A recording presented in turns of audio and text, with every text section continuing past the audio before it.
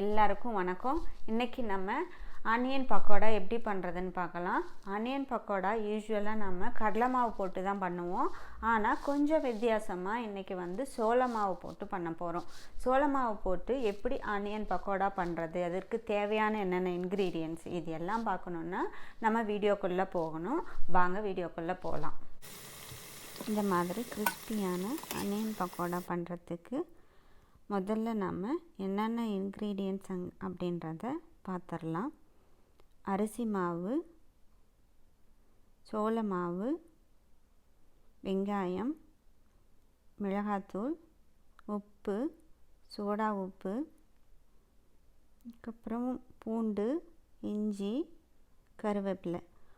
பூண்டு இஞ்சி நம்ம துருவி வச்சுருக்கோம், கருவேப்பிலை நறுக்கி வச்சுருக்கோம். பேஸ்ட்டும் யூஸ் பண்ணலாம். இப்போது நம்ம வெங்காயத்தை நறுக்கி வச்சுருக்கிற வெங்காயத்தை தனித்தனியாக பிரித்து விட்டுப்போம்.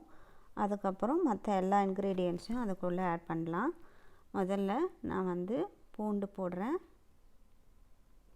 இஞ்சி, கருவேப்பிலை, சோள மாவு, அரிசி மாவு, மிளகாத்தூள்,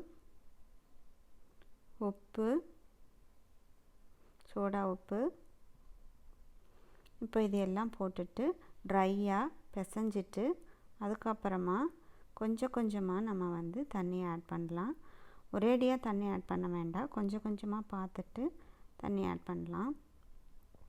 எண்ணெய் காஞ்சிடுச்சு. இப்போ கொஞ்சம் கொஞ்சம் எடுத்து போடலாம்.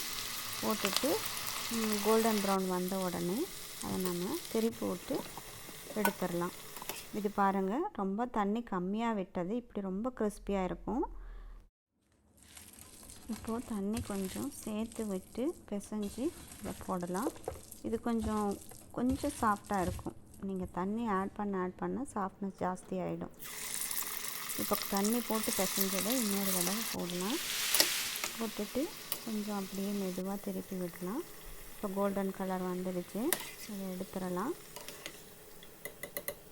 இப்போ பாருங்கள், இதுக்கும் அதுக்குமே நிறைய வித்தியாசம் இருக்கும். இது உங்களோட டேஸ்ட்டுக்கு தகுந்த மாதிரி ரொம்ப கிறிஸ்பியாகவோ இல்லை கொஞ்சம் சாஃப்டாகவோ வேணும்னா நீங்கள் சேஞ்ச் பண்ணிக்கலாம்.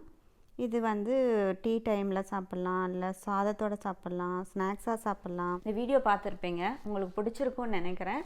இதில் கொஞ்சமாக தண்ணி ஆட் பண்ணால் எப்படி இருக்கும், கொஞ்சம் சேர்த்து தண்ணி ஆட் பண்ணால் எப்படி இருக்கும் அப்படின்றத ரெண்டையும் நான் காட்டியிருப்பேன்.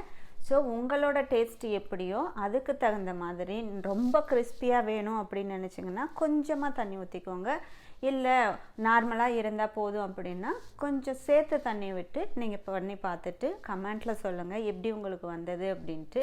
வீடியோ உங்களுக்கு பிடிச்சிருந்ததுன்னா உங்கள் ஃப்ரெண்ட்ஸோடு ஷேர் பண்ணுங்கள். இந்த மாதிரி நிறைய குக்கிங் வீடியோஸ், க்ளீனிங் வீடியோஸ் அப்படி பார்க்கணுன்னு நீங்கள் விருப்பப்பட்டீங்கன்னா இந்த சேனலை சப்ஸ்கிரைப் பண்ணுங்கள். நன்றி.